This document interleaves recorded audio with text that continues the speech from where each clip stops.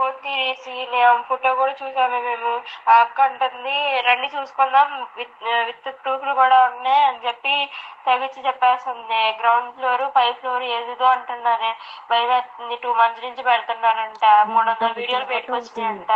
ఉందే బాబు అసలు అక్క ఏమనట్లేదు, తీరండి శివ రండి చూసుకుంటాం అంటుంది. అందరు ఏడుస్తున్నారు, మాకు భయం వేస్తుంది. మా ఫ్లోర్ లోనే పెట్టారంట, ఏడుపు వచ్చేస్తుంది, చచ్చిపోదు అనిపిస్తుంది బాబు. ఏంటి మేడంకి చెప్తేనేమో అదేంటి బయటకు వస్తే డ్రగ్స్ కేసులో ఇరికేస్తాము అలా ఇలా మాట్లాడుతున్నారు మేడమ్స్ ఏమో.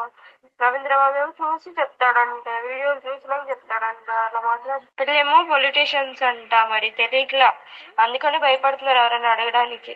నాన్ అటెన్షన్ దాంట్లో పెట్టారంట, ఏ ఫ్లోర్ లో పెట్టారో తెలియదే.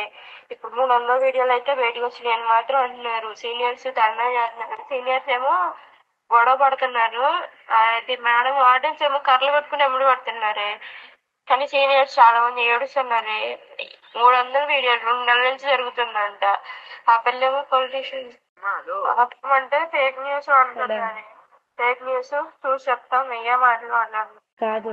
అదే ప్లీజ్ ఎవరైనా వీడియో కనుక్కోండి. ఇక్కడ వీడియో ప్రూఫ్ చూస్తేనే మాకు మిమ్మల్ని పట్టించుకుంటారంటే, లేకపోతే పట్టించుకోరంటే. అసలు ఏడుపు వచ్చేస్తుంది. మా ఫ్లోర్లో కెమెరా దొరికిందంటే వీడియో పెడితేనే మాకు ఏదైనా చేస్తారంట, లేకపోతే ఏం చెయ్యాలంట.